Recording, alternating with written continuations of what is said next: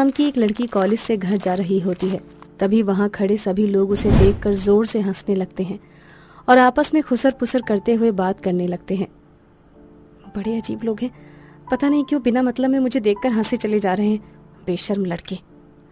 रीना उन सभी को इग्नोर करके बस स्टैंड की ओर चलने लगती है। तभी अमन नाम का एक लड़का उसके पीछे पीछे उसे कवर करते हुए चलने लगता है। ये देखकर रीना को लगता है कि शायद वो लड़का उसका पीछा कर रहा है, जिसके बाद रीना खुद से बोलती है, हे भगवान, ये आज मेरे साथ क्या हो रहा है। पहले यहाँ सारे खड़े लड़के मुझ पर हंस रहे थे, अब ये लड़का मेरे पीछे पीछे चला आ रहा है। कहीं ये लड़का कोई गुंडा तो नहीं जो मेरा पीछा कर रहा है। अब मैं क्या करूँ? हाँ, अब मुझे अपने जादू का इस्तेमाल करना चाहिए। इतना बोलकर रीना अपने हाथ की उंगली को हिलाती है और अमन धड़ाम से नीचे गिर जाता है।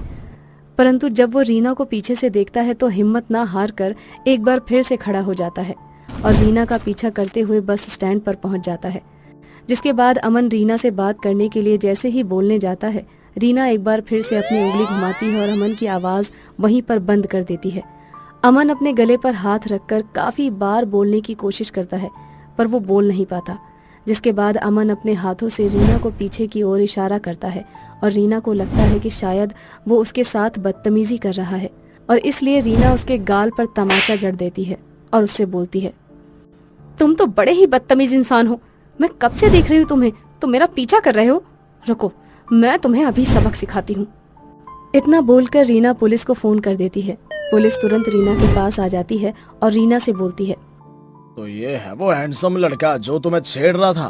क्यों बे, शक्ल सूरत से तो तू अच्छे घर का लग रहा है और हरकतें छिछोरे वाली।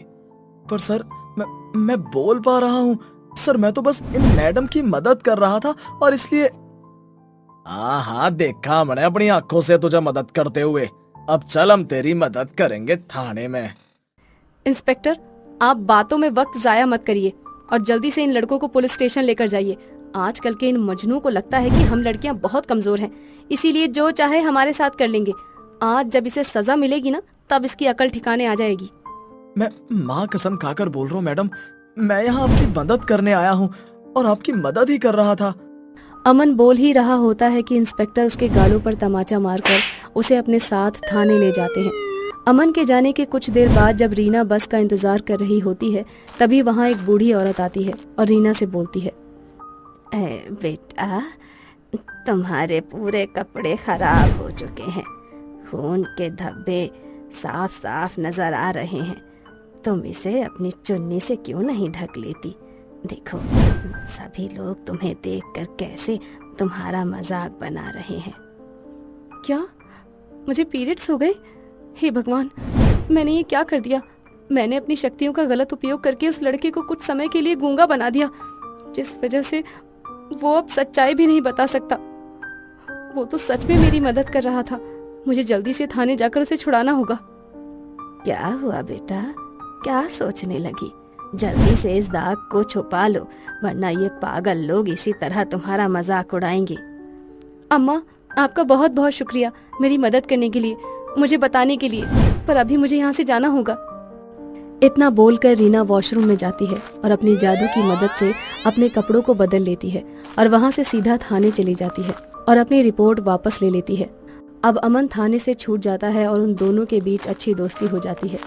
देखते ही देखते उन दोनों की दोस्ती प्यार में बदल जाती है और बहुत जल्द ही रीना की शादी अमन से हो जाती है। शादी होने के बाद पहली ही रात को रीना को पीरियड्स हो जाते हैं और उसके कपड़े पर लगा खून का निशान देखकर अमन रीना से बोलता है, रीना, अपने बिस्तर पर यह खून का निशान कैसा? खून?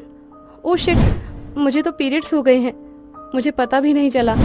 अमन, तो मुझे बस 2 मिनट दो, मैं अभी इस खून के धब्बे को साफ करके आती हूँ। इतना बोलकर रीना अपने हाथों की उंगलियों को घुमाती है और खून के निशान उसके कपड़े और बिस्तर से साफ हो जाते हैं। ये देखकर अमन बहुत हैरान हो जाता है और रीना से बोलता है, खून के निशान कहाँ गए रीना? तुमने ये सब कुछ कैसे किया?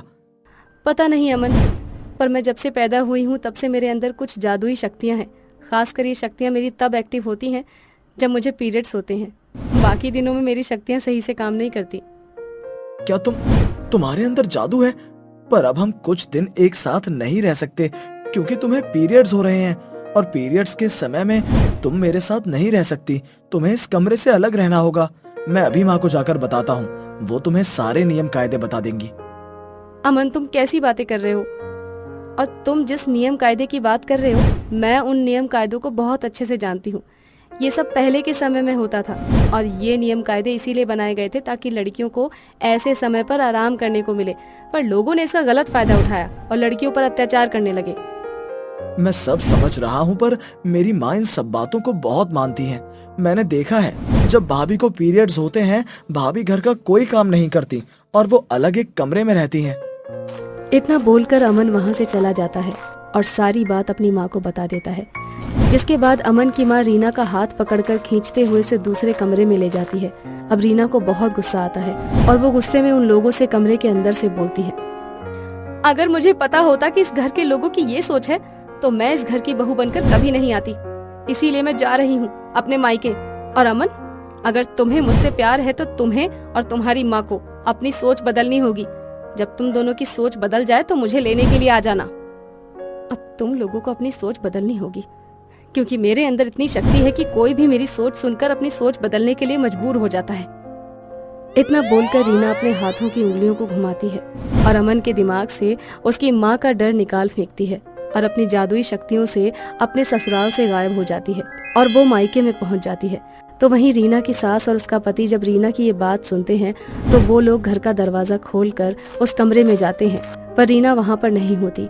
इसके बाद अमन को रीना को खोने का एहसास होता है और वो अपनी माँ के खिलाफ जाकर उनसे बोलता है, माँ, आप अपनी सोच बदल क्यों नहीं देती? मैं अपनी रीना के बिना नहीं रह सकता और ना ही मुझे इन सब चीज पर विश्वास है, पर मैंने आपके डर से ये सब किया और आपको रीना की माहवारी के बारे में बताया। मुझे ये सब आपकी वजह से करना पड़ रहा है, मगर रीना मेरे साथ नहीं रही तो मैं आपके साथ नहीं रहूंगा। मैं जा रहा हूँ अपनी बीवी के पास, उसको लेने।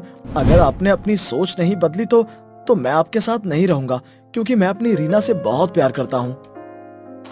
अपने बहू बेटों को खुद से दूर जाता देख रीना की सास को भी अपनी गलती का एहसास हो जाता है और वो अपनी सोच बदलने के लिए मजबूर हो जाती है। तो वहीं रीना अपने घर वालों के साथ अपने जादुई शक्तियों की मदद से अपने घर में बैठे बैठे ससुराल में हो रही सभी हलचल के बारे में देख रही होती है। ये देखकर रीना को बहुत अच्छा लगता है कि पहली बार उसके पति अमन ने अपनी माँ के खिलाफ आवाज उठाई होती है। अब जब अमन रीना को लेने आता है तो वो खुशी खुशी अपने पति के साथ ससुराल चली जाती है, जहाँ उसकी सास ना चाहते हुए भी अपने विचारों को बदलकर रीना को अपना लेती है और अगले दिन माहवारी के दौरान रीना घर की पहली रसोई करती है।